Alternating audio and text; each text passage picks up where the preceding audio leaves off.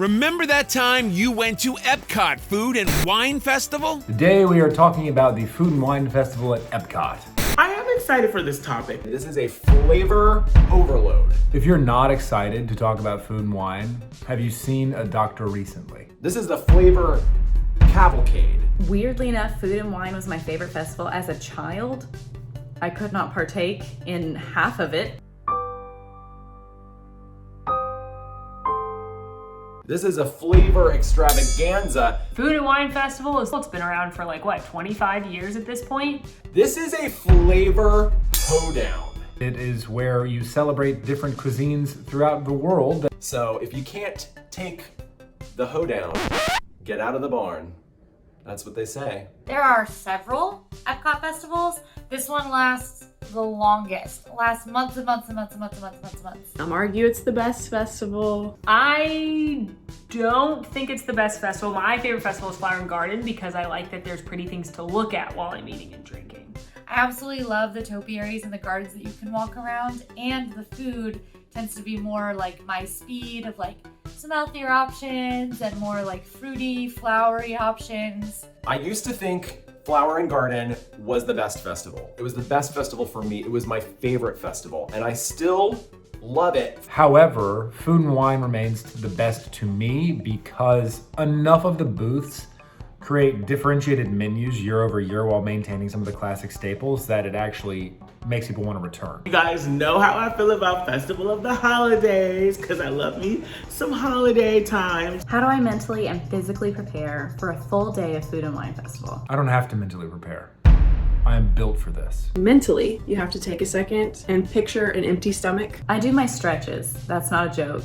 I am very serious. I eat very light that day before. I went raw vegan for 24 hours leading up to it so that when I walked in to Epcot that morning, I was ready to eat some cooked food.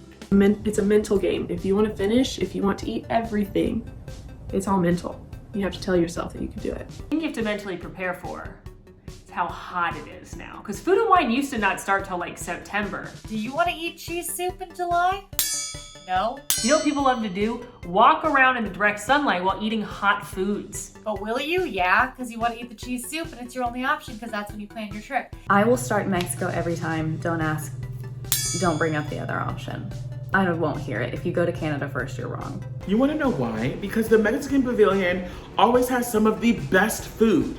During Food and Wine, they just never miss. It's always cheesy, fried, gooey, fresh. I do have a theory though. If you were to go upstream and start at Canada, you might have a bit of an advantage where lines are concerned. Or my tried and true tip, my festival tip, on a busy festival day, take the boat immediately to Morocco and move away from France. That is another great method because you stay out of the crowds for longer if you do that. Eating on trash cans is a legacy. It is a rite of passage. You're not a true Disney fan until you've done it. I think it would not be an Epcot festival if you weren't eating on a trash can. The trash is not touching the table. I don't know, it's not like we're dumping our food on the trash cans and eating them up. We're not violating any health codes here. It's a little embarrassing, to be perfectly honest, because there are always people who are trying to throw trash away. Oh, excuse me. Oh no, go ahead. Go ahead. Yes, throw your trash away. Which at first I get offended. I'm like, could you? Oh, right. I'm sorry. You're using this thing for what it's designed for. Oh no, go ahead. Yeah, that's fine. What are you going to do? You gotta eat somewhere. And I think a trash can is a better surface than the ground. So good. For filet mignon that's cooked in a little booth on the side. Do I have a favorite booth? I definitely do. But what is it? Mexico is always one of my favorites. That's a very loaded question. I'm gonna go with India. I loved the samosas, the potato and pea samosas. Those were really, really spicy, surprisingly spicy, but I did love them and I'm hankering for them. I feel like Japan usually has some pretty good options too. Tangerine Cafe Flavors in the Medina, which is the Morocco booth that is in the old Tangerine Cafe quick service spot. Italy kind of came out surprising. Normally they're like the worst booth. I don't know what happens in Italy. Their pavilion food is so good. Like Via Napoli is one of my favorite restaurants in Disney World, but their food kiosk at the festivals is like bad Chef Boyardee ravioli. It also is like the most expensive booth at the festival. Like most places, it's like, okay, if you're gonna get a pasta dish at a booth, it's gonna be like $7. At Italy, if you're getting these tiny, tiny portions, they're usually like $11. So I feel like they get at least an honorable mention for significantly improving what they offer. Probably gonna be France, honestly. It's cheese and bread, and there's really nothing that you can do wrong with that. I always love the food of Canada. It's like seared scallops and like filet mignon, cheese soup, like that kind of stuff. It is so good. China, shockingly, is always one of my favorites because China's food in the pavilion is not very good, but their festival booth is always pretty good. What is my favorite festival food item? My favorite savory dish is by far the Impossible meatballs at Earth Eats. The meatballs at Earth Eats changed my life. They were amazing, truly, like I can't hype it up enough. The pesto and the bed of polenta and the puttanesca sauce. I mean, okay, I hate doing Chef's Kiss, but this is what Chef's Kiss was invented for. I was somebody who was weird about not real meat. I just don't like certain textures. I would never have known. Chef's Kiss! That's how I feel about the Impossible meatballs. The Le Cellier wild mushroom beef filet mignon with truffle butter sauce. Oh, Chef's Kiss! Hawaii is always one of my favorites. My favorite food item at the Hawaii booth is the pork slider that they serve. I love the Hawaii booth because of that pulled pork slider. It's just like, yum. And I'm excited that this year they have Spam Musubi, which is also something that I have been eager to try. But if you want a sweet item, they've got a plant-based guava mousse on a cookie for me.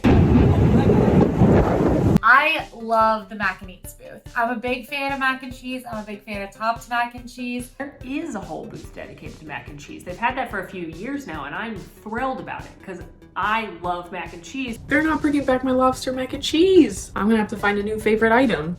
I'm a mac and cheese connoisseur, so I'm very excited. They have vegan mac and cheese that's really good. Disney, please bring back the lobster mac and cheese. That's all I ever want. I won't ask you for anything else ever again. My dream mac and cheese topping is lobster mac and cheese with extra lobster, extra mac and cheese, extra lobster. If Disney isn't gonna make their own lobster mac and cheese, I'll make it myself. I'll bring lobster to Epcot and pour it on top. I want to put two of my favorite things together, and that's tacos and mac and cheese. Something that I was excited to try and that was ultimately disappointing were the salt and vinegar fries from the Fry Basket. There is a new booth called the Fry Basket. We here at All Ears have an amazing producer named Fry Bucket. Is now the time that I need to reveal the story? I really found it really disrespectful, hurtful, rude. You know, I've seen all the comments. People are asking where it comes from, why the name. I'm actually personally offended. Fry Bucket, she didn't deserve this slander. I'm gonna say this now, and if it makes it into the video, you're welcome. If it doesn't, I'm sorry. I'm leaving it up to the editor. Sometimes you stand at the station and you get your ticket and you have it ready, and your luggage is all there, you've done everything right, and that train, it'll still pass you by. All Ears is contacting our lawyers, so we'll have those papers to you by Monday. My name is...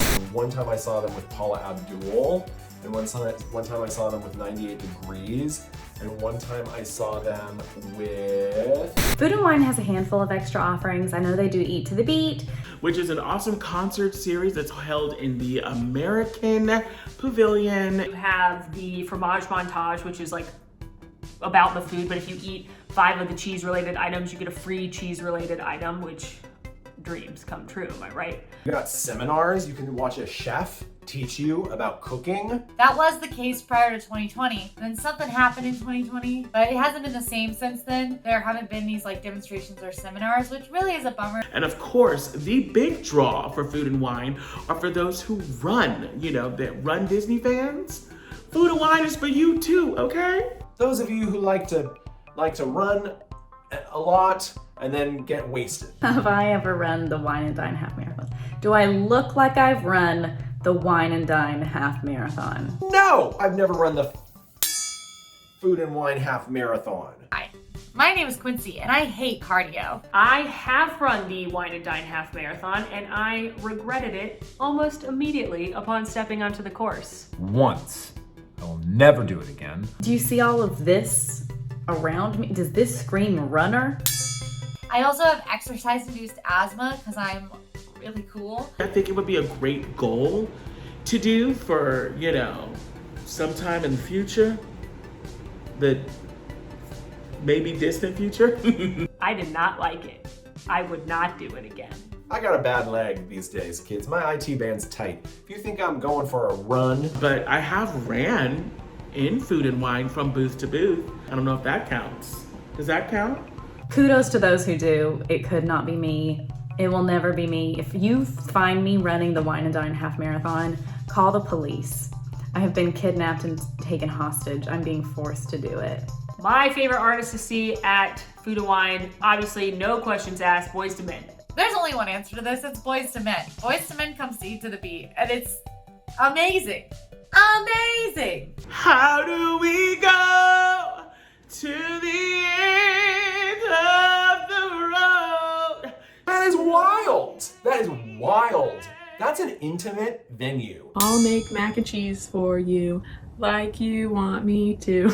And you get to see Boyz II Men, the icons, the legends, the original boy band that inspired all of the other boy bands that followed. My dream artist to see live at Eat to the Beat. ABBA. It's ABBA. ABBA would be my dream artist to see at Eat to the Beat. This is tough. Jordan Fisher. Can you imagine? Oh, I would go absolutely feral. I love ABBA. Honestly, Lady Gaga. She turns it out wherever she goes. I would be at both shows. I'd buy the dinner package for both shows every night that ABBA was there. Dolly Parton, Jolene, 9 to 5, anything. Backstreet Boys, we want it that way. And then imagine her writing, I don't know, Living with the Land after her concert was over. That'd be fabulous. Could you imagine seeing Beyonce in Epcot? Oh! I want to see Sheila E. I have to go see Sheila E. I missed the Pointer Sisters at Flower and Garden. I am not going to miss Sheila E. at Food and Wine. Do I think bees are a fun addition to Food and Wine? It is a thing at the festivals that all the bees come out. Let me be clear. These are not fuzzy honeybees. These are typically yellow jackets, and bees are just what we use colloquially. And so you had this major problem last year that all the Joffrey's kiosks were under attack. It makes the festival a little bit more exciting if you have to run away with a plate full of food, running away from a bee. When you go to the Joffrey's cart and you're like, hey, can I have a coffee? And they're like, no, there's bees. We're closed because of the bees. A swarm of bees inside a Joffrey's kiosk. So I didn't see it happening this year. It hasn't happened yet. First of all, bees are an important part of the ecosystem. I love the bees, I really do, and I want to fight for you, but you're in the way of me and my cold brew bee, so buzz off. I'm a new Food and Wine mega fan. They've done enough to make sure that it stays relevant and new things are added. I am really grateful for the movement toward making really delicious plant-based foods and non-alcoholic beverages that are really delicious and fun. Is it my favorite festival? No, but it's still an amazing Epcot festival. It's still more than enough reason for me to want to go visit Epcot. I love it. Can I do a Canadian accent? Is this a Canadian accent? I don't think so. I think this is a little too Midwestern. Actually, now I don't know what it's doing. Oh, you're new to Canada, eh? Does that sound Canadian? I have a friend who lives in Canada, and she doesn't sound Canadian. Although sometimes she does. Both. She says both. I want to go to Canada. I've been, but I want to go again. Now, go watch our episode on Disney's Secret Weapon. See you there!